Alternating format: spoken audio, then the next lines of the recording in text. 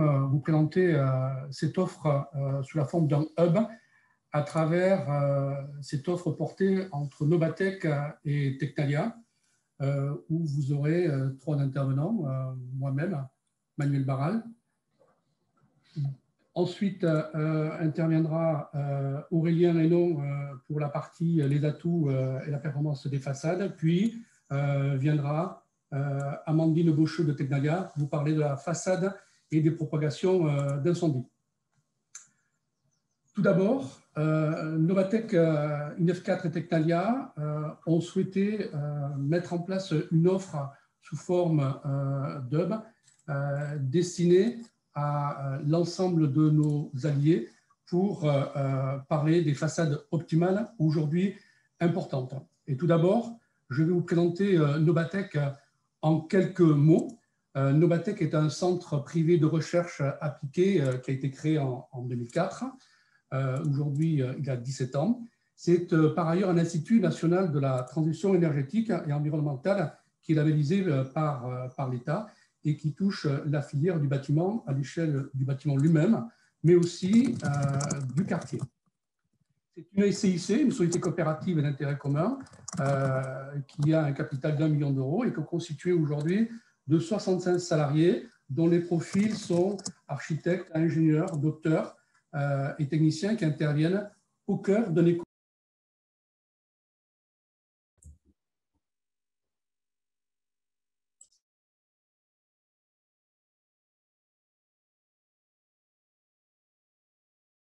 Recherche appliquée fondamentale des centres technologiques, des startups, des pôles et des clusters. Nos domaines touchent essentiellement la partie industrielle, la partie montée en compétences et évaluation des procédés, mais aussi les concepteurs, les constructeurs, les maîtres d'ouvrage à travers différents outils qui sont destinés à la conception des technologies de construction, concernant aussi l'industrialisation, si je puis dire, de la rénovation des bâtiments nécessaires et importante au jour d'aujourd'hui.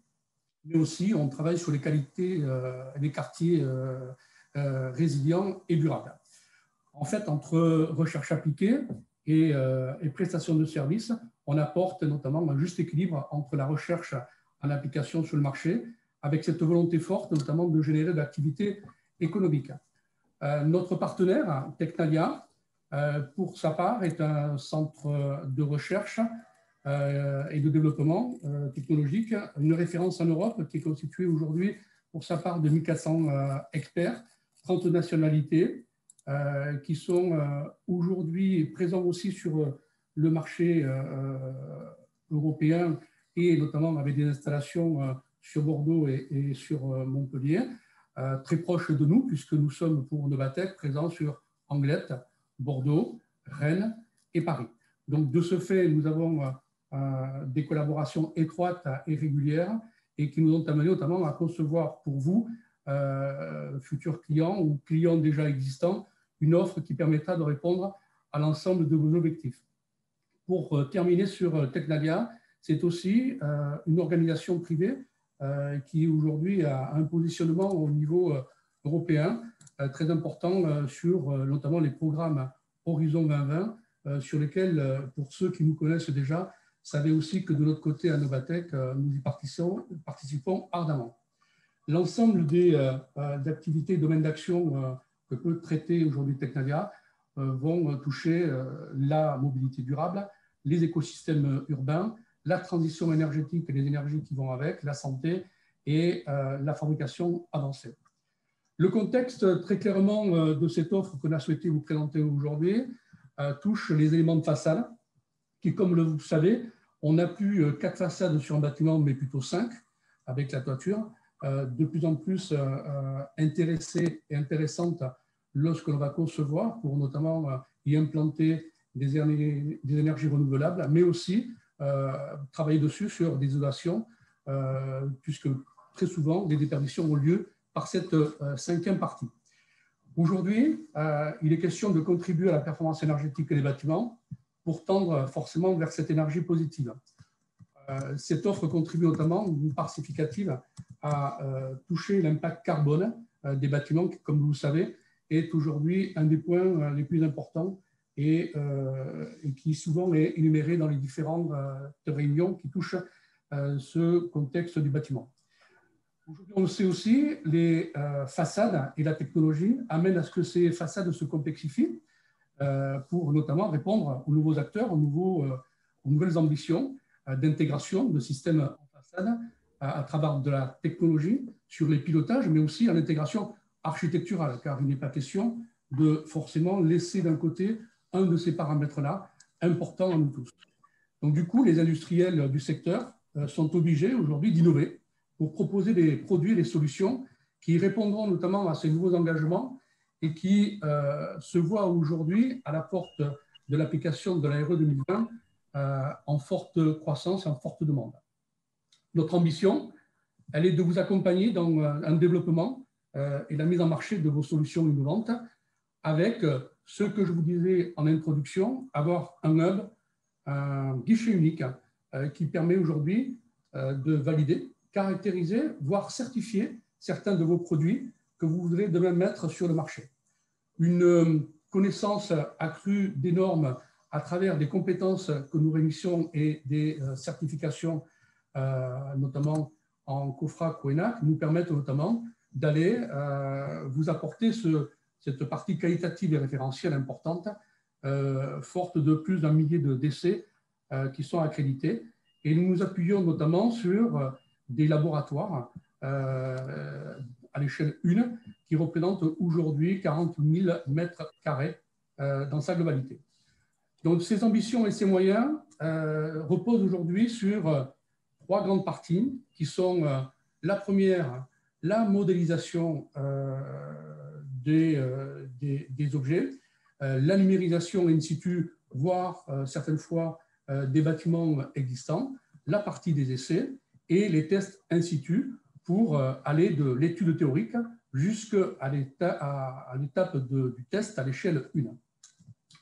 Ça s'applique sur quoi? Ça s'applique sur des matériaux multiples et variés que peuvent être les adhésifs, les produits, l'étanchéité, les matériaux isolants, les bois et les dérivés, les revêtements, les verres, les matériaux métalliques, plastiques qui se voient intégrés dans des produits et des systèmes, notamment dans des murs rideaux, dans des façades, dans des fermetures en multicouches qui peuvent être intégrées, dans des menuiseries, dans des panneaux sandwich, des toitures et bien d'autres solutions que l'on peut retrouver.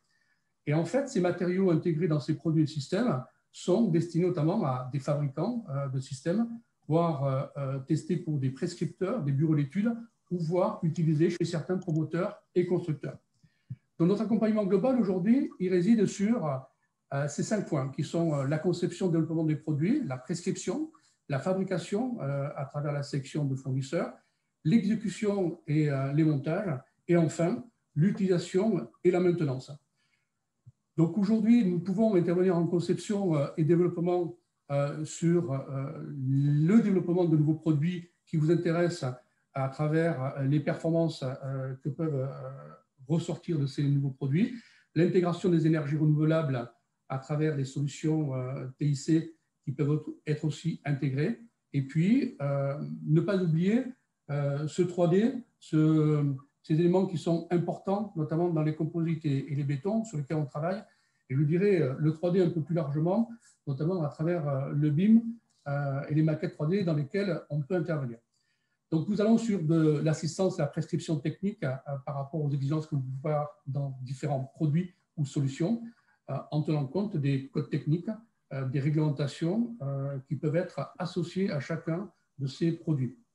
Puis, en fait, nous allons jusqu'à vous accompagner sur l'analyse de la documentation, voire même aller jusqu'au marquage CE à travers les laboratoires, dont ce partenariat porté par Novatec Technalia vous permet d'obtenir cette labellisation. Nous allons ensuite aller sur les choix de matériaux lorsqu'on est sur des thématiques où l'exigence est requise et notamment les différentes certifications sur la durabilité du bâtiment. Enfin, on peut être en mesure de vous accompagner sur le contrôle et l'exécution de solutions, voire même la validation de l'aptitude à l'emploi du produit, et tout ça sous des modèles qui répondent notamment jusqu'au BIM 4D. Et enfin, vous accompagner dans ce qu'on appelle l'inspection et l'analyse des pathologies que l'on peut retrouver avec des missions sur site, et notamment constater les défauts d'étanchéité, des corrosions de revêtement, des pertes d'isolation thermique à travers de l'instrumentation et du monitoring, l'incompatibilité aussi de certains matériaux les uns entre les autres, avec les autres, ou voire même certaines ruptures de déformation ou de stress thermique qu'il peut y avoir. En fait, et en définitive, on veut aller de la modélisation numérique jusqu'à la numérisation in situ par les essais et les tests in situ pour vous accompagner dans ce qu'on appelle la conception et la réhabilitation. La modélisation numérique, je viens de vous en parler à quelques moments. Donc, elle va très globalement toucher tout ce qui va être de la simulation thermique par élément fini, en conformité avec certains DTU, mais aussi des contraintes particulières sur des régimes numériques, dynamiques, des calculs de coefficients de transition thermique et surtout les aspects réglementaires. Et en fait, vous savez, comme moi et comme nous tous autour de cette vidéo, de cet échange, il y a aussi les simulations d'éclairage naturel forts et importants aujourd'hui pour la santé qui permettent notamment de répondre à différents usages et conforts qu'on va retrouver dans chacun des bâtiments dès la phase étude et conception pour pouvoir analyser tous ces risques qui sont importants dans les évolutions de l'usager, mais aussi sur les critères de santé. Enfin, nous avons développé un concept paramétrique qui nous permet aujourd'hui d'aller jusqu'à des optimisations d'éléments de façade, voire d'énergie, de lumière et d'autres systèmes mécaniques qui peuvent être associés.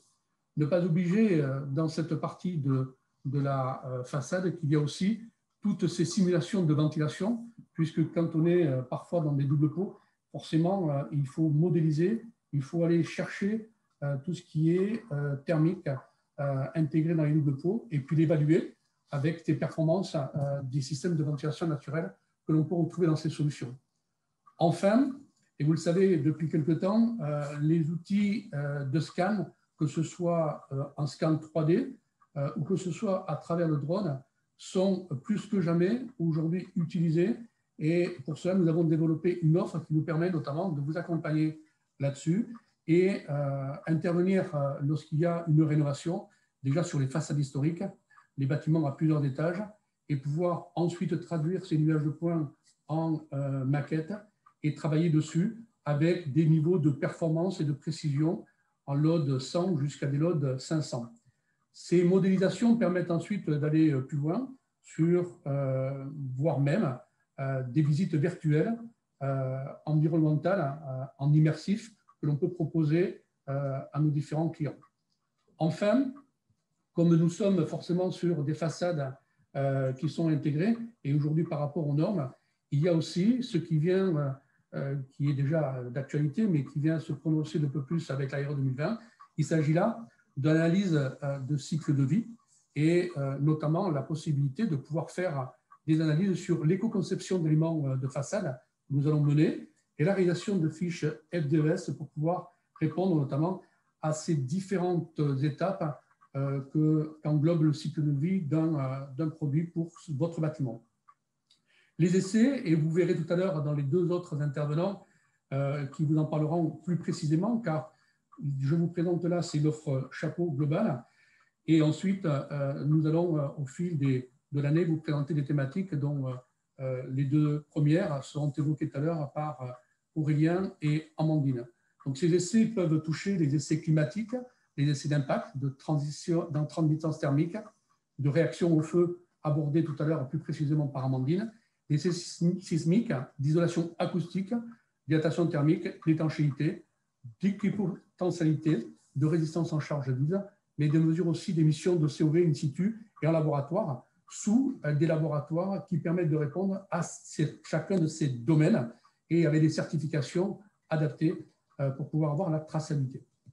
Enfin, nous nous appuyons sur des laboratoires à l'échelle 1 qui permettent notamment de mettre en situation chacun de vos produits, chacun de vos systèmes et associer simulation par des outils dynamiques en 3D avec la réalité qui est laissée in situ pour mesurer notamment tous ces éléments et de pouvoir en soutirer des mesures précises et concrètes qui sont nécessaires aujourd'hui pour ensuite les mettre en œuvre sur les bâtiments finaux. Enfin, et pour terminer, nous vous accompagnons aussi sur l'évaluation technique européenne, l'ETE, qui nous permet d'aller jusqu'à la position et le marquage CE nécessaire à chacun de ces produits innovants de construction qui, comme vous le savez, sont non couverts par une norme harmonisée. Donc voilà où je voulais vous présenter cette offre chapeau qui permet tout de suite d'avoir un spectre global de l'ensemble des offres portées par Novatec Technalia, qui tout à l'heure, vous le verrez, avec les tests in situ, seront largement abordés par Aurélien. Enfin, quelques références avant de passer la parole à Aurélien sur des chantiers qui concernent notamment l'aéroport de Santiago du Chili, celui du centre commercial du Prado à Marseille, des bureaux Malakoff à Paris, la cité musicale sur l'île Seguin à Boulogne-Billancourt, la réhabilitation de la toiture de la gare France-Barcelone et la faculté de médecine et bien d'autres que nous serons en capacité de vous proposer dans le cadre de nos futurs échanges. Je laisse maintenant la parole à Aurélien qui va vous parler de comment caractériser les atouts et la performance des façades à travers une précision de cet expert qui va vous en parler plus largement. Très bien. Merci Manuel. Bonjour à toutes et à tous. Merci donc de participer à ce webinaire. Je rappelle juste, n'hésitez pas, si vous avez des questions, à les marquer dans le fil de conversation. Voilà, au fur et à mesure des présentations et nous tâcherons d'y répondre par la suite. Alors, je suis Aurélien Hénon, je suis responsable de l'équipe performance énergétique à Novatec INEF4. On a une équipe d'ingénieurs spécialisés dans la modélisation et les tests, alors plutôt sur le volet énergétique, hein, des produits, des systèmes et des bâtiments dans leur ensemble. Nous effectuons aussi certains développements propres de technologies, notamment du système énergétique intégré à des façades, par exemple. Et nous proposons des services aux industriels à toute étape de développement de leurs produits en vue d'aller sur le marché ou de réaliser des premières références. Nous travaillons aussi en étroite collaboration avec nos collègues qui interviennent en assistance à maîtrise d'ouvrage ou en conception de bâtiments dans des groupements de maîtrise d'œuvre, par exemple. Donc, on a la chance aussi de beaucoup travailler avec eux. Et je voulais démarrer cette présentation qui va concerner la façade et comment caractériser les performances des produits, en distinguant deux différents points de vue. Donc, qui s'intéresse à caractériser les produits? Là, dans ce que je vous propose, il y a deux grands types d'acteurs. Il y a d'une part ceux qui sont plutôt impliqués dans la conception des bâtiments. Donc, je regroupe maîtres d'ouvrage, concepteurs, architectes, bureaux d'études. Et d'un autre côté, les développeurs de solutions, les industriels. Alors là où ces deux types d'acteurs se rejoignent, c'est pour connaître la performance des produits, notamment une fois qu'ils sont implémentés sur le bâtiment. Donc c'est là qu'intervient notre expertise caractérisation. Mais il y a aussi d'autres questionnements qui sont en lien avec la performance des produits. Donc du côté des concepteurs de bâtiments, c'est comment bien intégrer le produit à leur projet dans son ensemble. Et pour les développeurs, c'est comment améliorer constamment le produit et sa mise en œuvre. Et c'est là où je pense qu'on a un point de vue qui est assez intéressant par nos différentes expertises, notamment expertise conception bâtiment, en travaillant avec tous ces projets en assistance à maîtrise d'ouvrage ou avec des architectes qui nous permettent de bien connaître les attentes, les questions qu'on peut se poser avant de choisir un produit pour l'intégrer à un projet de construction ou de rénovation. Et d'un autre côté, on a aussi une expertise en développement de produits. Vu qu'on a déjà développé certaines de nos propres solutions, on connaît le parcours du développement de produits, on peut aussi cerner les besoins des industriels aux différentes étapes de leur développement. Et du coup, la connaissance transversale, voilà, de toutes ces expertises nous apporte, nous met en capacité de plus facilement répondre à certains besoins. Alors voilà. Alors si on considère le parcours, par exemple, du point de vue d'un maître d'ouvrage ou d'un architecte, le parcours pour développer un bâtiment, à quel moment interviennent les interrogations sur la performance des produits? Alors d'abord, dans le projet, d'abord on définit les ambitions. Ensuite, on cherche à se documenter, à connaître mieux les solutions techniques, les alternatives, afin de décider des solutions qu'on va mettre dans le projet. Ensuite, une fois qu'elles sont sélectionnées, on a la phase chantier, la mise en œuvre. On essaie de suivre la performance pendant la mise en œuvre. Et enfin, une fois que le produit est installé, on cherche à le tester. Donc voilà, ça fait intervenir différentes étapes de connaissances, de la documentation technique, des notes de calcul en phase de conception, de la vérification en phase chantier, et puis à la fin du chantier, du commissionnement, des démarches de monitoring ou de garantie de performance. Et là, nous pouvons intervenir à différentes étapes qui peuvent être de la modélisation numérique ou du test in situ. On a ces demandes-là en provenance des maîtres d'ouvrage. Ensuite, si on adopte un autre point de vue, celui des développeurs de produits, là, le parcours pour le développement d'un produit, il est différent, mais voilà, on part d'une idée innovante. Ensuite, on va aller vers la preuve de concept, puis l'amélioration du produit jusqu'à un produit commercial. Et là, il y a différentes étapes. Il y a beaucoup d'étapes, du prototypage, de la modélisation, une grosse étape qui est les premières références, l'obtention de démonstrateurs sur des bâtiments réels. Et puis ensuite, si on veut que le produit soit adopté, et accepté notamment par les assureurs, il y a la notion d'avis technique et aussi des outils de conception, voilà, pour l'implémentation du produit. Là encore, voilà, tout notre panel d'offres, que ce soit essai, modélisation ou test in situ, peuvent être utiles à ces différentes étapes. Alors maintenant, je vais m'intéresser à ce qu'on peut proposer. Alors là, je vais d'abord surtout centré sur ce que peut proposer Nobatec INF4 de façon complémentaire à Tecnalia. Là, on est plutôt sur le volet énergétique, en fait. Comment caractériser du point de vue énergétique les produits.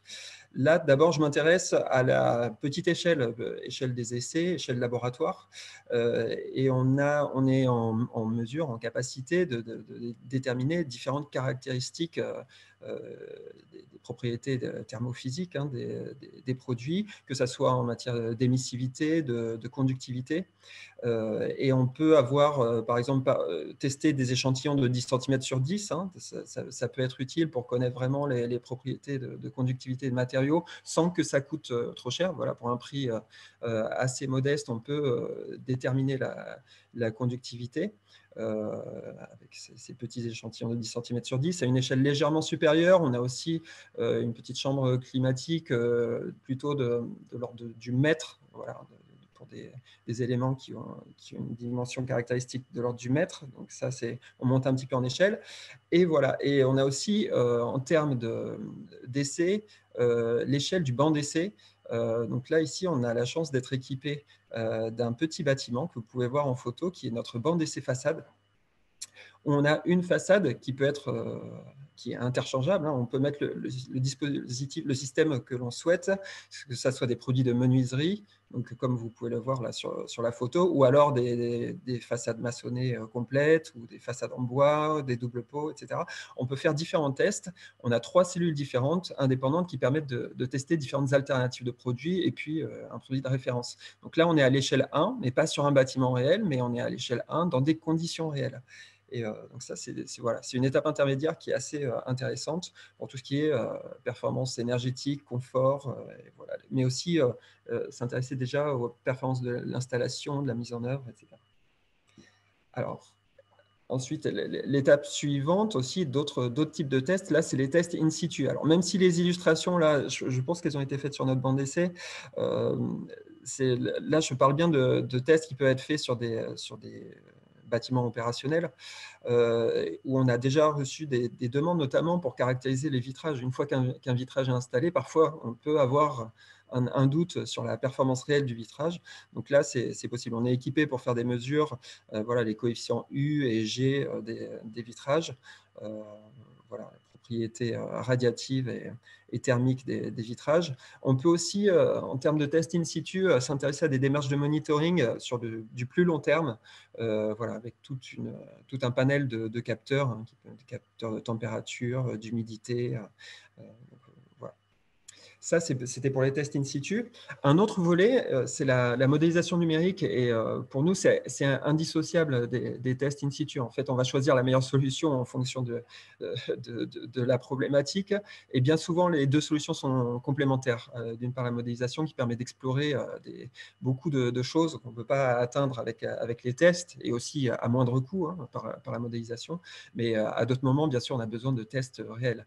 Alors, sur la simulation, on a des demandes aussi voilà, assez classiques, par exemple l'échauffement des parois ou dans les vitrages pour les risques de casse thermique, risques de condensation aussi dans les doubles pots, risques liés à l'humidité. Donc là, on parle thermique, énergétique, mais ce qui est lié à ça, hein, donc aussi les questions d'humidité.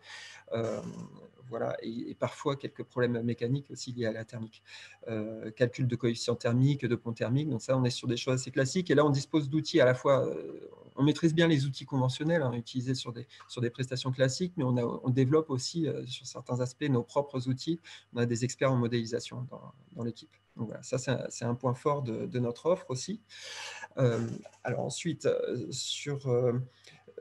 un point que je voulais aborder aussi, c'est cette fois-ci plutôt dans le cadre de développement de produits, notamment pour les façades.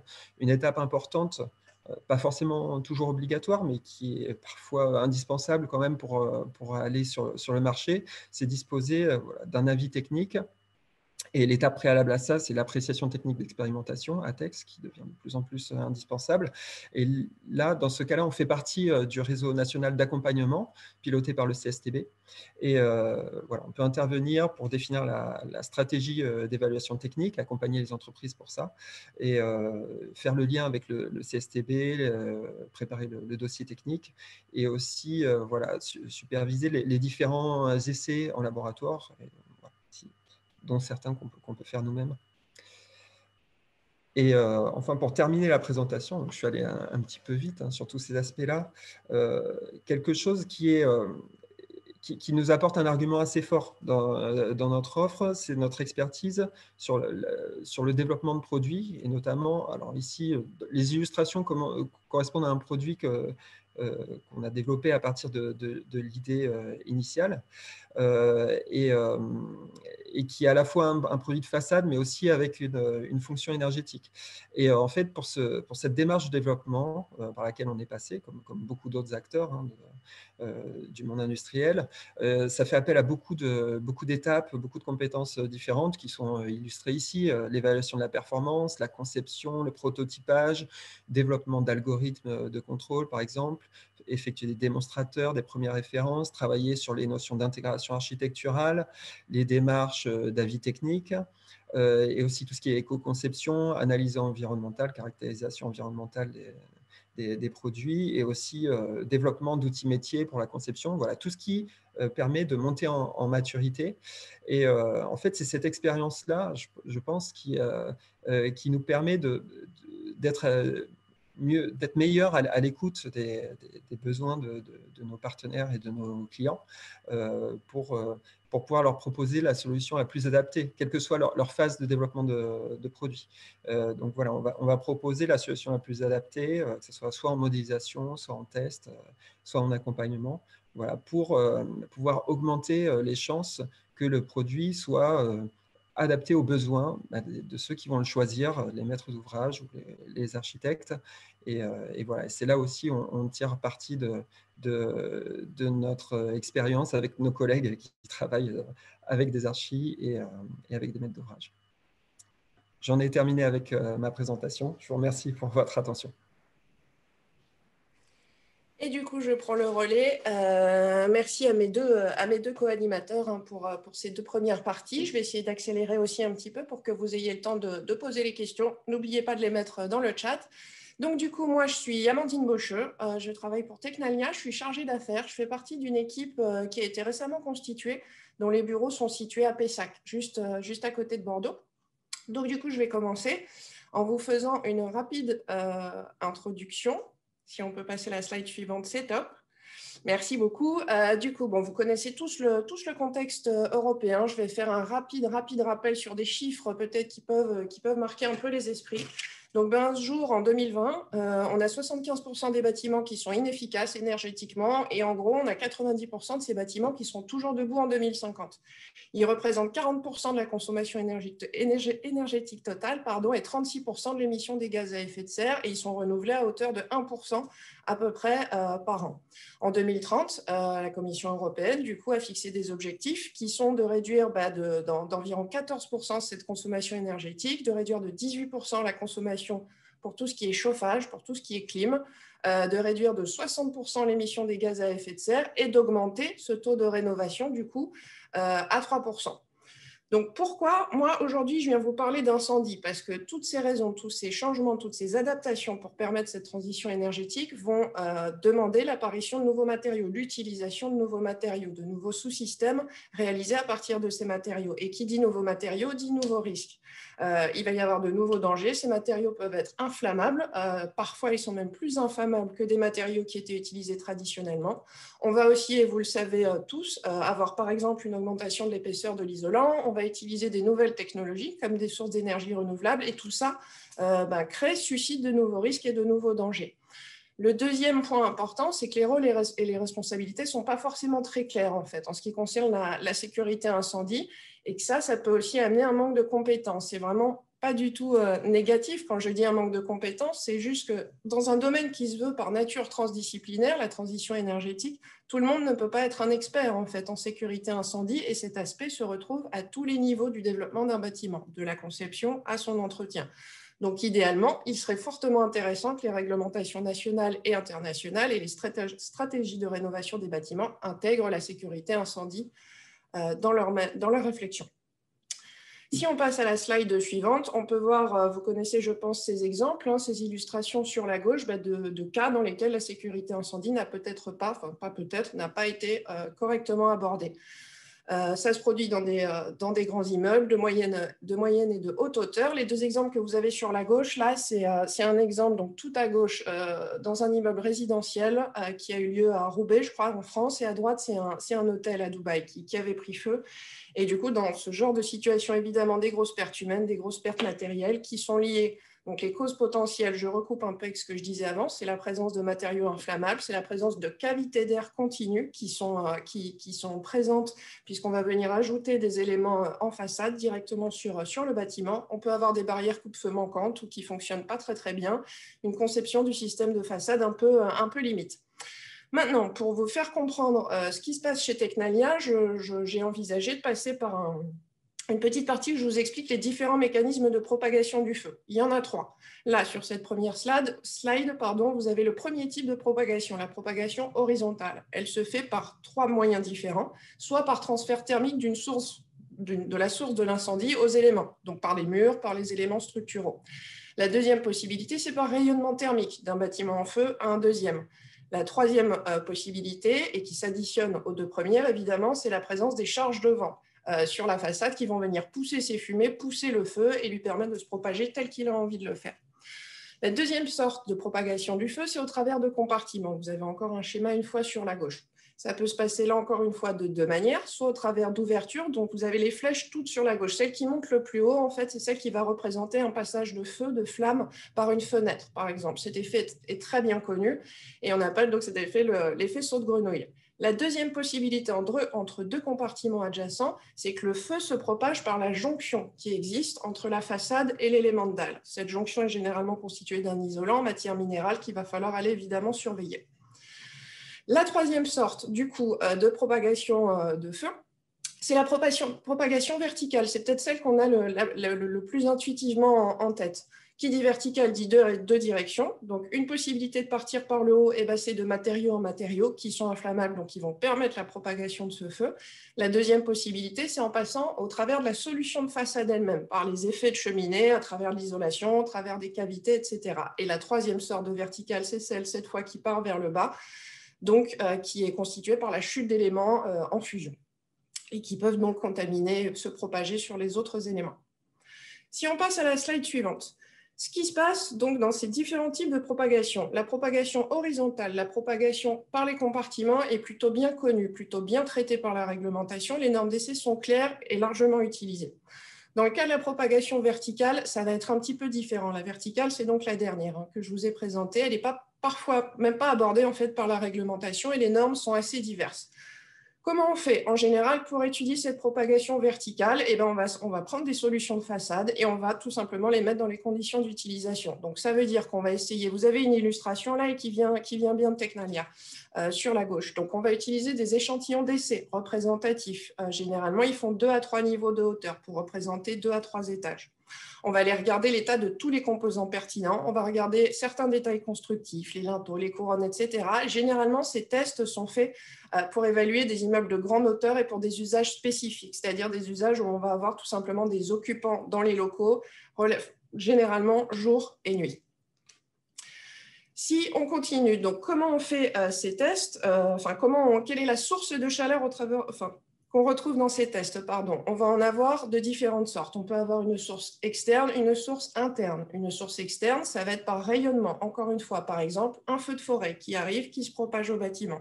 Une deuxième source qu'on retrouve généralement sur TF1, c'est la combustion d'éléments, donc des déchets et des voitures qui vont venir se propager au bâtiment. La troisième source possible, c'est un feu interne et qui se développe, qui émerge par les ouvertures, comme je vous le montrais tout à l'heure. Donc maintenant, vous connaissez ce qu'on fait comme test, vous connaissez la source de feu. Qu'est-ce qu'on va aller regarder? C'est ce qu'on va voir sur la slide suivante quand on fait ce genre de test. On va donc du coup regarder la propagation verticale et horizontale de la flamme sur le bardage extérieur. On va regarder l'influence des cavités d'air, on va regarder l'état des composants internes, des matériaux. On va regarder les jonctions dont je vous parlais aussi et qui sont importantes. On va étudier la chute et la brûlure des matériaux. Donc, on va regarder ce qui se passe quand les matériaux tombent, s'il y a des incendies qui se propagent au niveau inférieur. En filmant, on va voir aussi la difficulté d'évacuation qu'il peut y avoir des personnes et l'accès parfois difficile pour les pompiers. Et enfin, du point de vue mécanique, on va regarder le comportement des fixations et les éventuelles étapes de délamination, de fusion, de génération de fumée qui pourraient venir de ces matériaux. Maintenant, je reviens un petit peu à ce qui concerne tous les aspects réglementaires. Sur la planète, il existe différentes normes. Vous avez là sur la droite un tableau qui vous résume la majeure partie des normes utilisées sur la planète. Ce qu'on peut retenir, c'est que certains pays élaborent leurs propres normes et d'autres les adoptent. À l'échelle européenne, si on continue cette fois, tout simplement le même constat. On va avoir sur la slide suivante, s'il vous plaît, merci beaucoup. Des pays qui vont il n'y a pas de normes harmonisées, donc des pays qui vont développer leurs propres normes, d'autres pays qui vont les adopter, et même dans certaines situations, certains pays qui n'ont pas du tout de normes. C'est ce que vous voyez sur la carte sur la gauche. Là, tous les pays grisés n'ont pas de normes en fait spécifiques en ce qui concerne la sécurité incendie. Maintenant, si on continue, je vais rentrer un petit peu plus dans le détail. Vous avez vu sur la slide précédente, encore une fois, un tableau qui résumait les normes courantes utilisées. Une des plus utilisées, c'est la norme britannique, que vous connaissez peut-être pour certains d'entre vous, la BS 8414. Cette norme, on l'étudie, on peut l'étudier pour vous au sein de Tecnalia. Elle est représentative, elle est utilisée, elle est valable au Royaume-Uni, en Irlande, en Australie, aux Émirats arabes unis. Vous avez sur la droite une illustration de ce à quoi ressemble le dispositif de test, donc avec un mur en forme de L, avec des largeurs différentes et avec une hauteur de quasiment 10 mètres. Là, la source de feu, ça va être du bois. La puissance générée par ce feu va être de l'ordre de 3500 kW. On peut avoir deux options de montage, vous les voyez sur le mur de maçonnerie et sur les aciers légers. Si on continue, une des normes qui est aussi largement utilisée, notamment aux États-Unis, sur la slide suivante, s'il vous plaît. Merci beaucoup. Du coup, cette fois, c'est l'Association nationale de protection, la NFPA 285. Donc, cette norme est utilisée aux États-Unis, aux Émirats arabes unis. Encore une fois, on a cette fois un mur qui va faire face à deux pièces de largeur et de hauteur que vous voyez indiquées ici. La source de feu ne va pas être la même. On va avoir deux brûleurs de gaz propane et la puissance du coup générée par ce feu ne sera pas la même non plus. Elle sera un petit peu plus faible et de l'ordre de 1000 kW. Si on continue maintenant, que se passe-t-il? Que va-t-il se passer? C'est justement le positionnement stratégique que Tecnalia a décidé de faire, c'est d'anticiper l'avenir. Donc la Commission européenne a financé un projet d'harmonisation. de tous ces tests à grande échelle et qui devrait reposer sur une des normes que je viens de vous présenter, celle des tests à grande échelle, la britannique, la BS 8414, et une deuxième, cette fois d'origine allemande, la DIN 410220.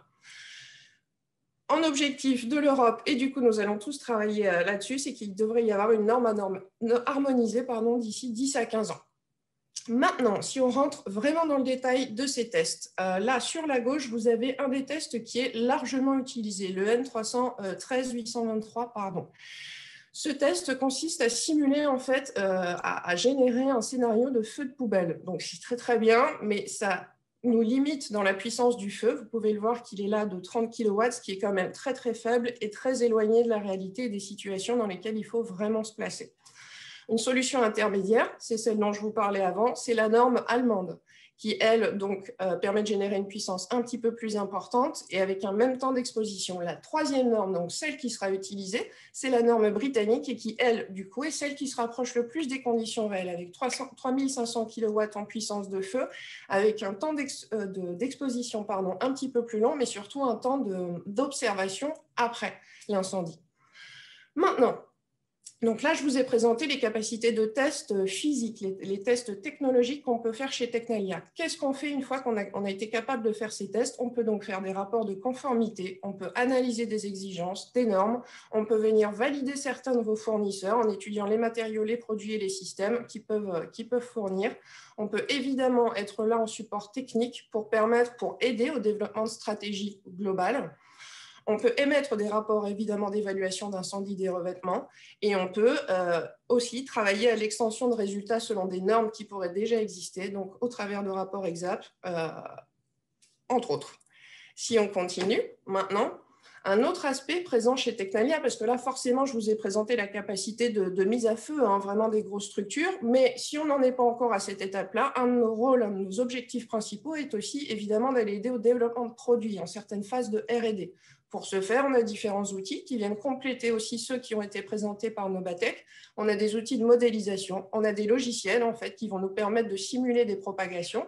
On peut aussi faire des analyses thermomécaniques toujours sur logiciel. On a des bancs tests, on a des tests de faisabilité comme un calorimètre à cône, comme une propagation latérale de flamme.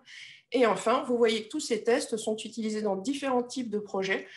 Des projets sur lesquels on travaille, par exemple, avec des matériaux biosourcés, de la valorisation de déchets miniers, etc., etc. Vous voyez tout sur la droite et vous aurez le temps de l'étudier un petit peu plus tard, je le suppose.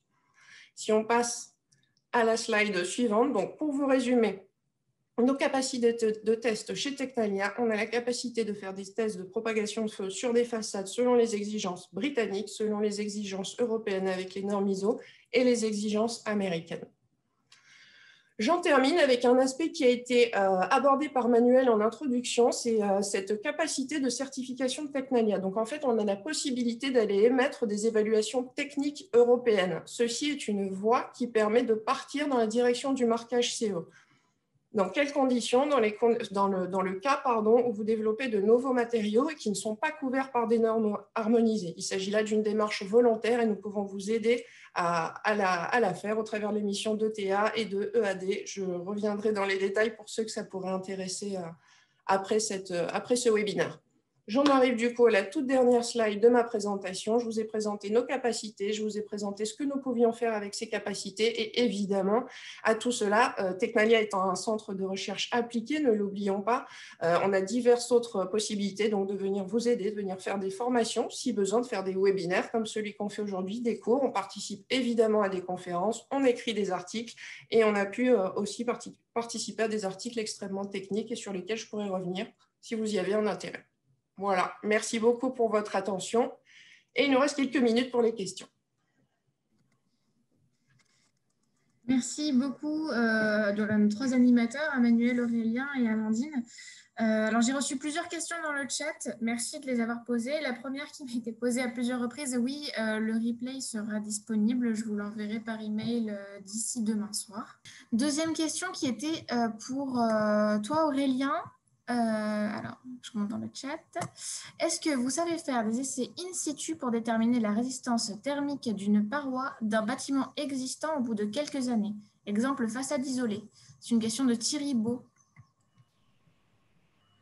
Oui, donc merci pour la question. Je vais tâcher d'y répondre modestement, même si j'ai des collègues qui sont un peu plus spécialistes de ça. Mais alors, en principe, oui, c'est possible de tester, mais alors quand on s'intéresse à une façade, oui, quand on s'intéresse à une paroi, on va dire plus complexe qu'un vitrage, alors ces tests, ces mesures de conductivité ou de U, ça fait l'objet d'une norme ISO. Et surtout, ça peut être plus complexe dans une paroi épaisse parce qu'il y a plusieurs conditions à respecter. Il faut que les différentes couches de la paroi soient homogènes. Plus elle va être isolé, plus ça va être un peu compliqué, ça va demander du temps. Il faut s'assurer qu'à l'endroit où on fait la mesure, on a un flux bien unidimensionnel, qu'il n'y ait pas de pont thermique, par exemple, à cet endroit-là, qu'on ne soit pas sous l'influence d'autres éléments qui pourraient perturber, comme le chauffage, etc. Enfin, donc voilà, ça peut être, selon le cas, ça dépend vraiment du mur considéré, ça peut être plus compliqué et plus complexe si on a une paroi plus épaisse et je ne sais pas, par exemple, avec des lames d'air ou des choses comme ça. Et plus c'est isolé, plus c'est compliqué. Alors ensuite, voilà, c'est pour ça qu'en fait, sur la performance, c'est important. Quand on a la possibilité aussi de suivre toutes les étapes, alors évidemment, il y a la conception, il y a tout ce qui se passe en phase chantier. C'est très important de s'y intéresser, notamment quels sont concrètement les produits qui sont livrés sur chantier, qui sont mis en œuvre, dans quelles conditions ils sont mis en œuvre, est-ce que l'isolant n'a pas subi la pluie, par exemple, etc. J'ai encore vu ça hier en sortant de chez moi. Et ensuite, évidemment, tout ce qui concerne l'entretien du bâtiment. Donc, plusieurs années après, on maîtrise moins tous ces éléments-là.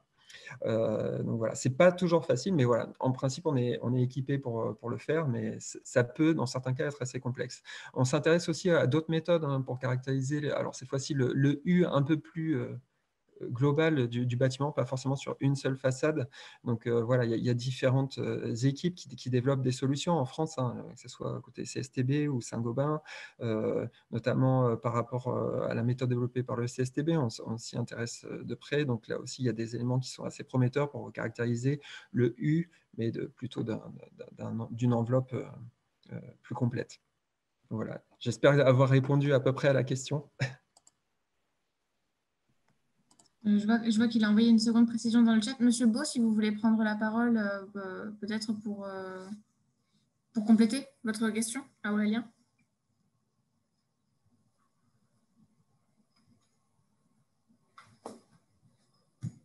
Sinon, pas de problème, hein, je peux continuer. Donc, j'ai lu, dans le cas où on met en évidence la perte de pouvoir isolant des produits, entre autres, voilà, si la perte, elle est vraiment progressive, là encore, il faudra faire attention qu'on ne reste pas dans la marge d'incertitude de la mesure. Et voilà, selon différents éléments, notamment si on a une paroi assez isolée, voilà, on risque d'avoir une certaine incertitude dans la mesure et ça risque d'être compliqué d'affirmer avec une certitude la baisse du pouvoir isolant des produits. Ensuite, voilà, il y a aussi d'autres, dans la matière, il y a aussi d'autres développements. Mais pour l'instant, les méthodes ne sont pas encore assez fiables. On est encore dans les labos à ce niveau-là. C'est être capable, à partir de données intégrées de thermographie, mais prises sur une période de temps assez importante, pouvoir caractériser le U, la conductivité et la capacité thermique des éléments d'une paroi. Donc, voilà, il y a pas mal de travaux là-dessus, mais on manque dans certains cas de confiance dans les résultats. Donc, il n'y a pas de solution miracle, en l'occurrence, mais voilà, au cas par cas, on peut s'intéresser et puis analyser la faisabilité de ce qu'on peut faire. Merci Aurélien pour cette réponse très complète. Deuxième question que j'ai reçue pour toi, Amandine, concernant le fractionnement de la lame d'air dans les cas des bardages rapportés. Est-ce qu'il est possible de positionner le déflecteur derrière le bardage? Sinon, pourquoi et quelle est la largeur minimale du joint horizontal? C'est une question qui nous avait été posée en amont du webinaire par Monsieur Saïd Sidiali. Ok. Merci beaucoup pour votre question très précise. Je me permets d'y répondre en toute honnêteté. Je ne suis pas la spécialiste sécurité incendie. J'ai oublié de dire au début de cette présentation, parce que je voulais aller vite, qu'évidemment, je ne l'ai pas préparé seule et que je l'ai préparé avec Xavier Olano, qui est le responsable du laboratoire responsabilité incendie dans nos locaux de Tecnalia, et du coup, qui va m'aider, qui m'a préparé et qui fait que je vais essayer de vous faire une petite réponse. Mais si vous voulez plus de détails, j'irai lui poser vraiment les détails de votre question et je reviendrai vers vous si vous êtes d'accord. Donc, en gros, la réponse est que oui, on peut mettre le déflecteur derrière le bardage, mais ça va dépendre des dimensions du déflecteur utilisé et du projet. Il semble qu'il n'y ait pas de réponse globale. Ce que j'ai pu voir sur le fichier que vous nous avez envoyé, et merci pour votre confiance, c'est qu'apparemment, il s'agit d'une feuille... ouais, petit son, d'une feuille métallique. Et en fait, là, l'idée, ce serait de voir s'il est possible d'utiliser d'autres matériaux, de comparer ces matériaux les uns avec les autres, et voilà. Pour pouvoir, de voir la qualité, la réponse de ces différents matériaux pour venir fermer cette lame d'air. Mais vraiment, encore une fois, désolée, je ne suis pas experte. J'irai poser la question et je reviendrai vers vous avec des réponses plus précises.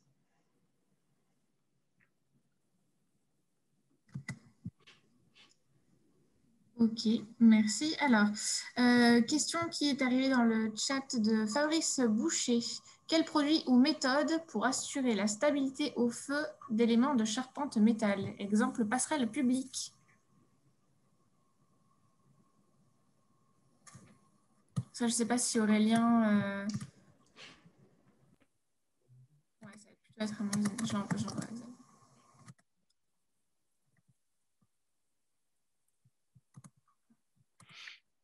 Voilà.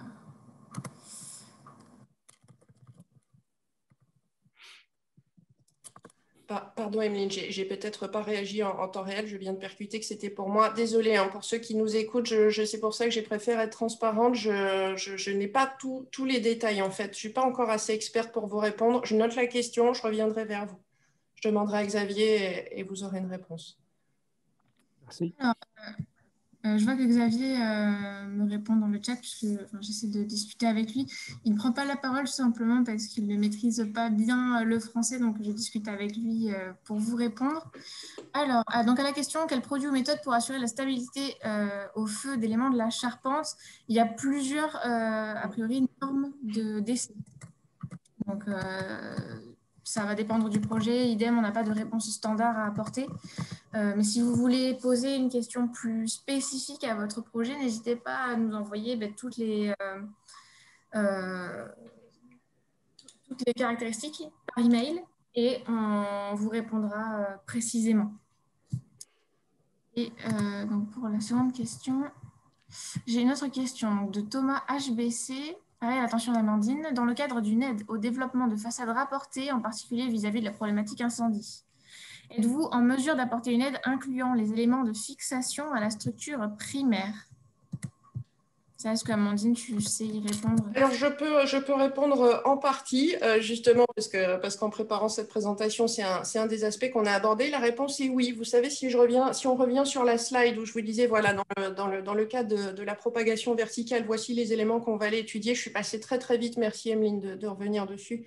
Je suis passée très, très vite dessus. Mais oui, effectivement, alors, je ne suis pas sûre de comprendre ce que vous voulez dire quand vous parlez d'une aide, mais en tout cas, je sais que les éléments de fixation, nous allons forcément les étudier. Nous allons forcément, encore un petit peu avant, oui, Emeline, forcément voir dans quel état ils sont. Et Tecnalia étant pluridisciplinaire par nature, on pourra, oui, apporter une aide. Si c'est peut-être pour la fixation des éléments en eux-mêmes, ou peut-être faire un développement matériaux ou systèmes supplémentaires. Oui, mais encore une fois, je prendrai contact avec vous si vous êtes d'accord pour qu'on en discute un petit peu plus en détail et que je vous fasse une réponse plus précise.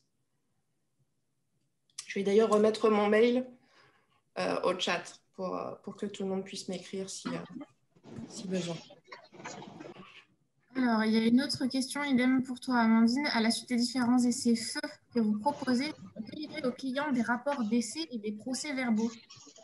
Nous pouvons délivrer des rapports d'essai. Ouais, encore une fois, Emeline, si tu peux revenir, juste que je suis passée très très vite sur, donc ça doit être la dernière ou l'avant-dernière slide. Encore un petit peu avant, encore un petit peu avant, encore. Voilà, ici, super, merci beaucoup. Donc voilà, là, vous avez une liste non exhaustive de ce qu'on peut délivrer, mais ça va être des rapports d'essai. Ouais. Les rapports de conformité, etc. Vous avez une petite illustration sur la gauche et j'en ai terminé aussi avec l'aide pour le marquage CE, où là, si vous voulez des détails, je pourrais vous en donner un petit peu plus sur l'émission de ces fameux documents ETA et EAD. Mais la réponse, a priori, serait oui. Oui, Xavier répond que oui, il délivre des rapports d'essai également. Il me semble qu'on est clair là-dessus.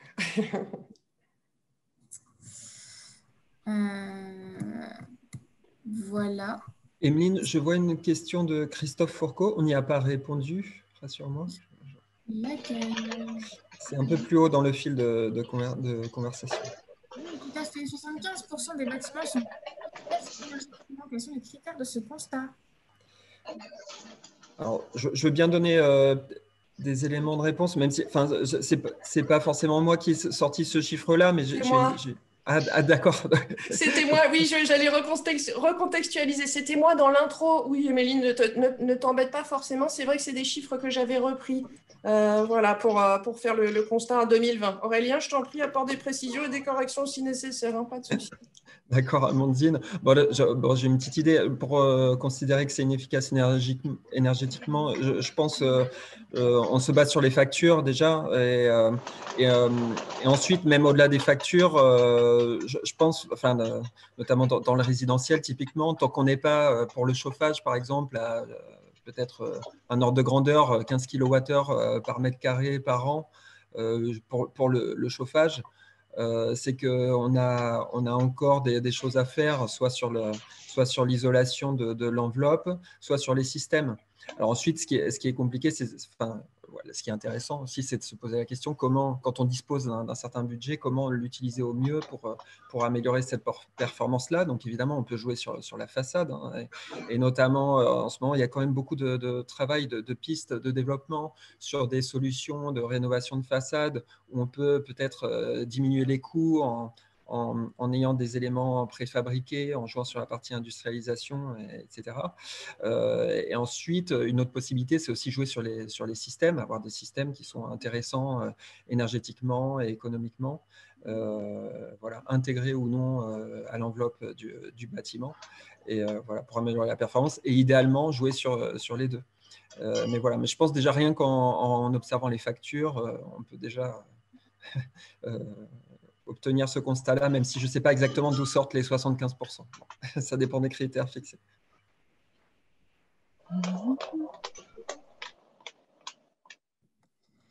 Merci. Du coup, je crois qu'on a répondu à toutes les questions qui ont été posées dans le chat. Donc, toutes les questions qui sont plus pointues, donc sur les questions d'incendie, Amandine vous a remis son email à la fin de la présentation. Il est également écrit. N'hésitez pas à lui écrire. Comme ça, on fera passer au spécialiste incendie qui pourra vous apporter une réponse complète. Je voulais vous remercier d'avoir participé à ce webinaire, de l'avoir suivi.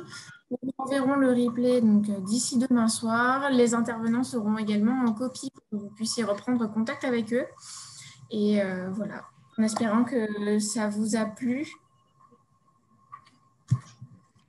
Exactement, merci pour cette conclusion, Emeline. Merci à tous de vous être inscrits, d'être venus aussi nombreux et d'avoir posé des questions intéressantes. Merci beaucoup et en espérant vous parler à l'avenir. Merci à tous et à tous.